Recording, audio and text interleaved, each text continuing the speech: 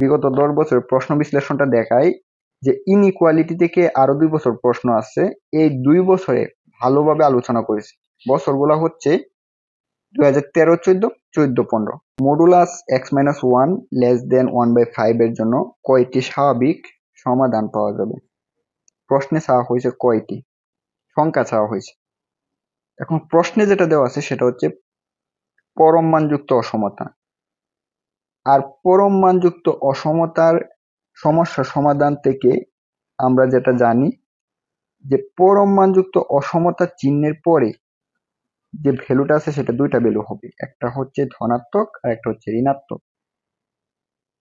যদি ধনাত্মক এবং ঋণাত্মক দুইটা সংখ্যা হয় তবে এইখানে পরম মানযুক্ত অসমতাটা যে দেওয়া আছে এটাকে আমরা লিখতে পারি -1/5 less than x-1 less than 1/5।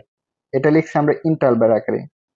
আরো প্রসেসে সমাধান করা যায়, যেটা কিনা আমি যদি একটু তোমার বিগত 10 বছরের প্রশ্ন বিশ্লেষণটা দেখাই যে ইনইকুয়ালিটি থেকে আরো 2 বছর প্রশ্ন আছে, এই 2 বছরে ভালোভাবে আলোচনা করেছে। বছরগুলো হচ্ছে 2013-14, 14-15।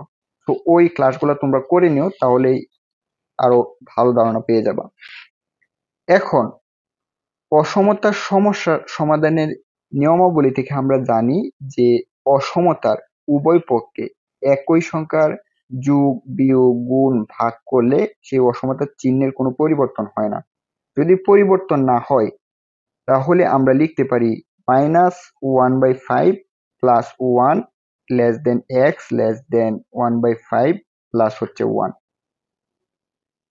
আমাদের প্রয়োজন হচ্ছে x এর মান। তো x এর মান পাওয়ার জন্য আমরা উভয় পক্ষে এই -1 কে বেনিশ করার জন্য 1 যোগ করছি, যোগ করে এভাবে এটা লিখছি। তো এখন যদি তুমি ক্যালকুলেশন করো তাহলে হর হবে 5 -1 plus 5 less than x less than হর হবে 5 1 প্লাস 5 ইজ ইকুয়াল টু আমরা লিখতে পারি 4/5 লেস দেন x লেস দেন 6/5। এখন x এর যে ভ্যালুটা আছে সেই ভ্যালুটা আছে ভগ্নাংশ আকারে। প্রশ্নে চাওয়া হয়েছে যে কয়টি, মানে সংখ্যা চাওয়া হয়েছে। এখন সংখ্যা তো আর ভগ্নাংশ আকারে হতে পারে না। তো এই উত্তরটা পূর্ণ সংখ্যায় নেওয়ার জন্য এইখানে যেটা ভগ্নাংশ আকারে দেওয়া আছে সেটাকে অবশ্যই দশমিকে নিতে হবে। তো আমরা এটাকে যদি ক্যালকুলেটর ইউজ করি তাহলে হবে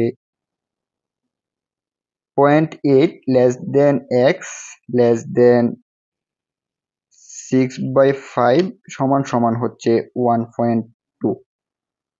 তো x এর ভ্যালুর বিস্তৃতিটা হচ্ছে তোমার 0.8 থেকে বড় এবং 1.2 থেকে ছোট।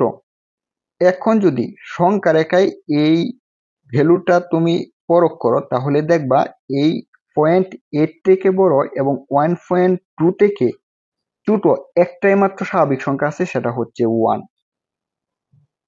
তাহলে এই প্রশ্নের আলোকে কয়টি স্বাভাবিক সমাধান পাওয়া যাবে? অবশ্যই একটি, অপশন হচ্ছে এ 1। আশা করি বুঝাইতে পারছি।